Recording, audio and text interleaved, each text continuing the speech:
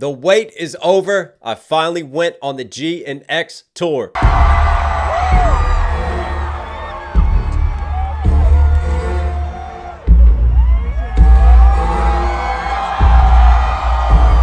And if you thought the beef between Kendrick and Drake was over, I feel like it's just beginning. Those of you who have gone, who have seen the sets, who know what goes on tour, yeah, the trolling continues.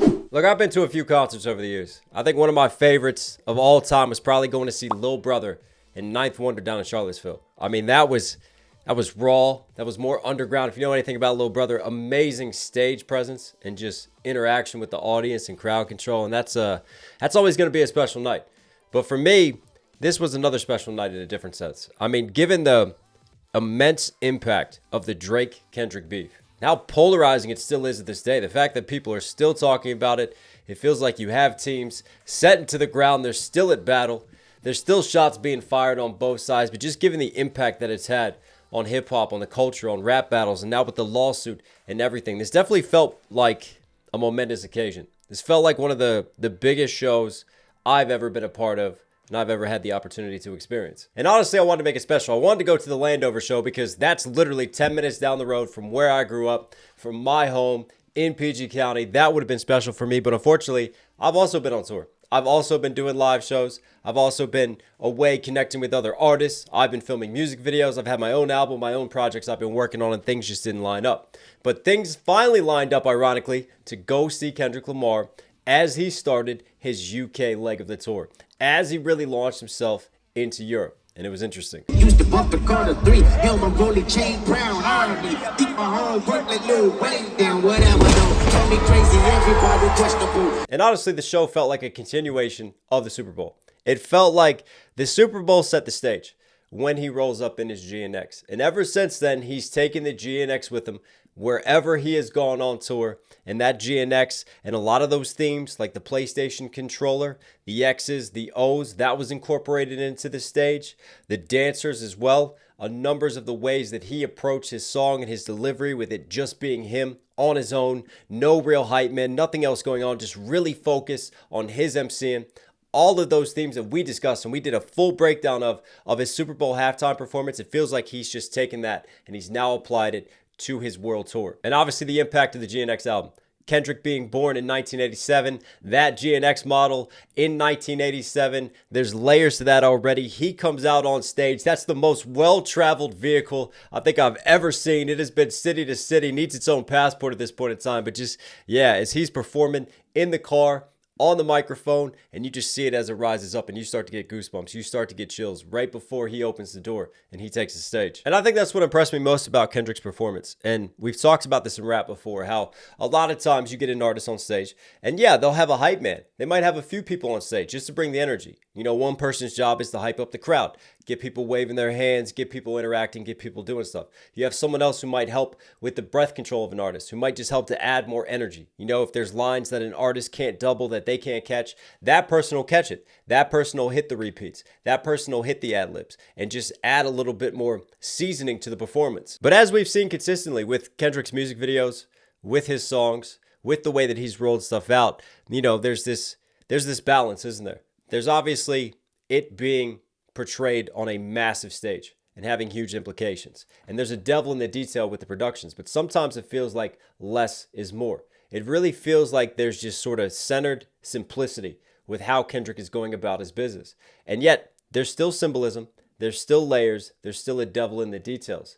But he's really kind of looked at his art, he's kind of looked at how he wants to portray his music, and it's like him and Dave Free have really scaled it down and broken it down to the roots of it all. You know, to what makes the greatest impact. And let's focus on that. We don't need all these extra facets going on. We don't need all the bells and whistles and everything that goes into it. No, let's bring it back down to the roots, to the core of hip hop, to the core of MCing. And that's what you got with his performance, with his stage presence. And I'll say that where the production value came in was kind of the in-between parts, in between the sets. Especially setting up the diss tracks, setting up Euphoria, setting up Not Like Us, setting up Peekaboo, setting up some of the other iconic Kendrick tracks when he used this deposition skit to troll Drake, to troll the lawsuit, to add some humor, just to add a breakup to it all. But yeah, there was heavy incorporation of these deposition skits throughout, and even on SZA's sets too. She also incorporated the deposition skits. And for me, I was interested to see the elephant in the room,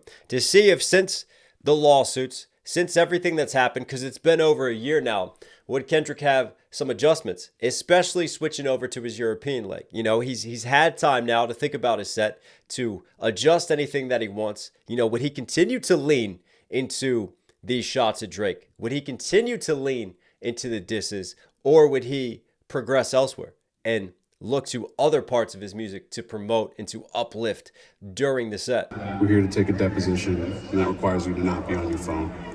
Go ahead. You said you wanted the party to die. Was that a metaphor?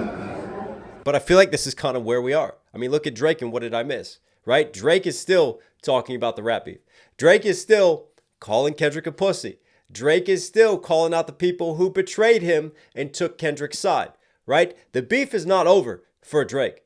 This beef and this sort of tension between them has been ongoing, like we've talked about, for a decade now. It is not ending anytime soon. Just because there's a lawsuit happening, just because they've had their back and forth on diss tracks, we're still going to get Drake references to the beef. You're still going to get Drake taking shots. And it makes sense that Kendrick is still going to take shots. Kendrick has admitted he's one of Drake's biggest haters. It's not like he was lying when he said that. When he says, I hate the way that you walk, the way that you talk. I mean, to say some of the things that Kendrick has said about Drake, to really go in on him the way that he's gone in on him, you have to sense the hatred that he has for this man. So you think that all of a sudden, just because of a suit, just because of everything that's going on, just because of some backlash, you know, there's media narratives against him now. There's definitely the OVO camp looking for his downfall, coming after him. Do you think that he's going to take off applying pressure? No. If anything, it's felt like he's really doubled down on this tour. He's doubled down on his trolling of Drake. No lies about me, or truths about you.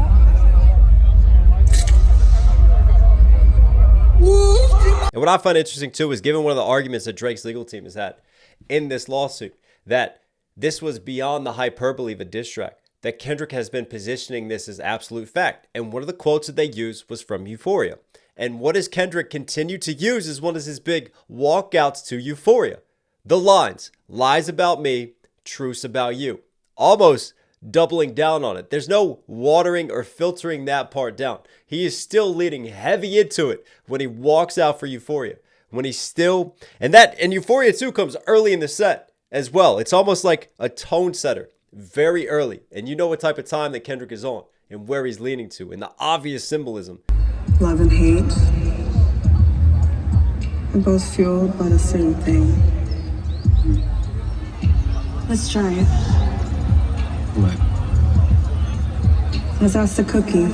Is this love or is this hate? And I think the love and hate discussion is interesting as well with that intro with the fortune cookie, because I can't help but feel like that kind of encapsulates the relationship as Kendrick sees it with Drake. You know, the early collabs, the early tour, the early days when it seemed like there was love, and then all of a sudden it walks into this fine line between that into the world of hate, into this world of darkness, and what Kendrick may be portrayed as, you know, maybe it's an unhealthy obsession from Drake to Kendrick in that sense. You don't know, you know, exactly his hidden meanings and intentions behind that setup, because obviously you have Luther, you have SZA, you have 30 for 30, you have this relationship of him and Gloria, of him to hip hop, and, you know, personifying that and embodying that through a woman. But it's interesting that he takes sort of that side of things, that aspect of his art, and he incorporates that into the diss track of Euphoria, into the setup leading into his Euphoria diss. I blocked your song the very first time I shot me a Drake. The homie that told me that it is way. Didn't point down enough. Today I show you I learn from throwing mistakes. Buddy, you tell me that you got a ring. Oh God, I'm ready to double the. And of course, Not Like Us was marked by the obvious trolling of Drake's drop. When he was trolling Kendrick in his tailor-made freestyle, he's continued to lean into that and to use that at his set. Drop.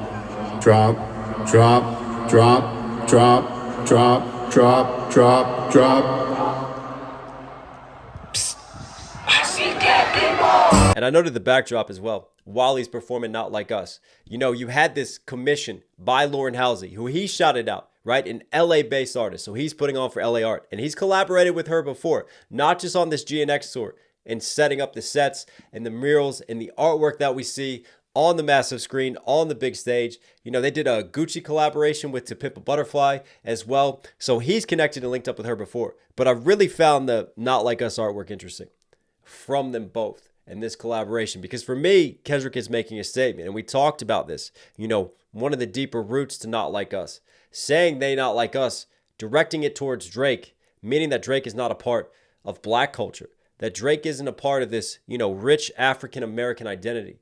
The roots of hip hop, right? The roots of black empowerment. And you see kind of that celebration in the hairstyles and the connections to Africa, in the art, in the history that Kendrick displays on stage. And also, you know, Kendrick taking a negative like a diss track, but also flipping it into a positive like the Pop Out when he used it to put on for LA culture. Well, in this case, putting on an LA artist, continuing that theme of paying homage to his West Coast roots, but also paying homage to black roots. Say Drake, I hear you like I'm young.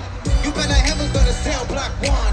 The any bitch that talk to me, they in love. Just make sure you hide your little sister from them. But speaking of Kendrick symbolism, my favorite of the night probably had to come in the form of Peekaboo. I was really interested to see how Kendrick would set this song up. The deposition that he played right before it, right before that skit. And then again, you talk about him taking generalizations, him leaning into racist stereotypes of hip hop, of black culture, right? And taking that and using it in the deposition. I can't help but feel like, yet again, the whole critique of Not Like Us that he levies against Drake, all of that he's saying, he's using that as a part of this deposition here. I'm saying we're gonna be here all day, right?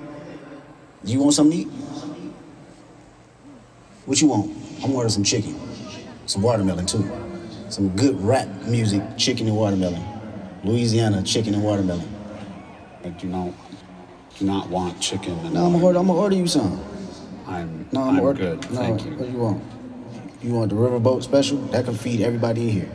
There's a riverboat Can we special. get back to the question? That's like And the person asking him these questions, you can't help but wonder if that's a reflection of the industry, right? And what Kendrick views as white label control. But then also that same industry and those same voices that uplift Drake and are also a reflection within Drake's music. But yeah, this walkout, and you see the dice. It's almost like we're inside the GNX car now. And they use the GNX car throughout. There's different symbolism throughout the set. But I love the Mac Dre homage that is paid, right? Shout out to the Bay. Rest in peace to one of the hyphy legends. And GNX, as much as it's an LA celebration album, it's also a Bay Area celebration. There's also just a lot of that feel, that pulse, the 808s, the hyphy movement that was incorporated into GNX that really gave it some of those Bay Area vibes and bounces. So it's only fitting to me that Kendrick would pay homage to Mac Dre, right? In one of his classic songs, This Way, That Way. What they tell my name, tell my none, tell my name, tell my none, tell my name, tell my none, tell my name, tell my none. Ain't tell my none. But this is where maybe the rabbit hole starts to get deep again, because you talk about Mac Dre, rest in peace, who was killed, who was in essence assassinated, right? We all know Peekaboo. We all know Silent Hill. I did a full video talking about the Peekaboo and Silent Hill theory, connecting Triple X Tentacion's death to Drake when Drake goes on the assassination vacation tour, right? And he's got the Florida palm trees and he's got it in the scope, and he tries to suggest and not so subtly lean into Triple X Tentacion's death, and, you know, implying that, hey, maybe there was a hand involved in this. We also talked about God's plan and how Drake really trolled Triple X Tentacion throughout the whole God's plan video, right? And went after Tentacion's a helping hand. And then the helping hand ties in with Silent Hill. And then now we get to Peekaboo. And we saw at the Super Bowl. Where did Kendrick perform? Peekaboo. In the X, right? You talk about the controls of the game. You talk about Triple X. And I found it interesting that throughout the night, and it really got brought to life for me while he's on stage performing Peekaboo, what's he rocking? He's got the X chain. Now, obviously, surface level, you're going to look at it, you're going to go, oh, that's the X for GNX, right? That's that X chain. But those of us who like our deeper theories, especially with this one, which I think does have some legs. You know, there's a lot of validation behind it. Like I said before, shout out to Thought Crimes, right, who originated this, who I got some of this information from and has led me into this rabbit hole. But wearing the X chain and then performing Peekaboo right? And then you think about Kendrick and the connections to Triple X Tentacion, right? And then connections to Drake. If there's still that I know, you know, that little nod, like I know something deeper behind the scenes that the public doesn't know, but I'm going to keep showing this to you. I'm going to keep reflecting this. I'm going to keep trolling you with it. You know my little ones, but then I see you. It's your boy, just a cheat. I FaceTime my eye, bitch, I'm on the street. I mean, the eyes continuing to pop up as he's performing, almost like you're being watched, right? You can't hide the truth from me. It just feels like there's a little bit more underneath of that. There's what's on the surface, but there's just this itch that you can't let go, that you feel like there's definitely something bubbling underneath of the surface with all that. And speaking of Black empowerment and the movements that Kendrick Lamar connects to, I also really found this symbolism interesting when he had the pawn shop appear since 1863. 1863 was the year of the Emancipation Proclamation. And notice too how you have the mix of color, and then up on the left-hand side there, you have the actual shot of Kendrick in front of the GNX in the black and white. And just like we had in Luther, you continue to cut to this like film noir, this black and white aesthetic that Kendrick keeps playing off of, you know, just kind of leaning into that cinematography, leaning into that artistry. And I can't help but wonder who's being pawned, right? Speaking of loans and articles and We Buy Gold, you know, for me, that could tie into 40 Acres and a Mule and promises that weren't kept by the U.S. government with African Americans, and also tying it in for Kendrick into the industry and tying in with promises not kept and the exploitation of hip hop that Kendrick has talked about within the industry itself. And speaking of Luther, one last piece of symbolism that I don't want to let go is the covered up GNX car, which was massive. Shout out to the set building on this one. But as Kendrick and SZA performed Luther, you have this off to the side. And for me, like we talked about in the music video itself, and then paying homage to that and alluding to it, it feels like there's something else they're hiding, right? It feels like we could get a B-side. It feels like we could get a bonus edition. Something is coming because something is not yet unveiled with that. And if you think about who's on tour, right? It's not like they're bringing out any main features or guests. It's just Kendrick, it's just SZA, and it's just Mustard. Well, Kendrick has put out some hits with Mustard. We all know the impact that they have had working together. Kendrick has put out some hits with SZA. There's going to be opportunities while on tour to work together. There's going to be opportunities in different cities to hop in studios. I wouldn't be surprised if once they got off of the tour, once they were done, that's when you get pulling back of this. That's when the car and what's underneath of the hood finally gets revealed. And we get even more new music from Kendrick, from SZA, from Mustard. And yeah, overall, it was a special night. There was a number of you that saw me and recognized me and came up to me and told me how much you appreciated my breakdowns, my music, what I do, took pictures with me, and that was special. Like, that always means a lot when I'm out somewhere and you guys have the courage to come talk to me, come spend some time with me, because, you know, you are the reason why I do this. So thank you to all those people who came up, who showed me some love. That meant a lot. And yeah, like I really enjoyed the performances. It was definitely a unique experience because I've never been to like a co-headline show, right? Kendrick would do a couple songs, then SZA would come on and do a couple songs, then Kendrick, then SZA. And you had just such a mix-up between the two, right? Because obviously SZA leaning more into the R&B, leaning more into the pop, and then Kendrick coming out with some of his really anthemic hip-hop chants, some of his real lyrical songs, and that more sort of aggression and softness. And you had just like a mixture of fan bases coming together throughout the night. So they had their moments where Kendrick stayed on stage for SZA, or SZA stayed on stage for Kendrick, or they came together at the very end of the night and got in the GNX car and left together. But yeah, really enjoyed it, man. A night that I'll never forget, a night that's inspired me, that really elevates you, I think, as an artist, to watch other people performing at a high level, really elevating their art and what they do. And the devil's in the details. It was a special night. But that's all for me. Hope you guys enjoyed today's video. A little bit of a different type of switch up, but I thought, you know what? After all the coverage we've been given to this throughout the past year and a half, it would only be fitting for me to talk about my experience going to the tour. And yeah, I was really interested to see how all this would impact the performance, how all of this would be brought out artistically on the stage that night. So yeah, if you're here at the end, obviously you know the content. Do me a huge favor, support the channel directly, subscribe, notifications on. It all helps. Guys, we got an uphill battle. There's a lot going on behind the scenes. I got an update I'm going to make soon, so stay tuned for that. But yeah, really just want to say, as always, I appreciate the love. I appreciate the support. Subscribe, notifications on. It all goes a long way. Take care of these. Take care of these. I'll catch you again. You know I'm going now with a bang. Bang. Tell them leave the bag in a bang. Bang. You should check the tags where we hang. Bang. You know I'm going now with a bang. Know I'm going now with a bang. Bang. Tell them leave the bag in a bang. Bang. You should check the tags where we hang. Hang. You know I'm going out with a bang.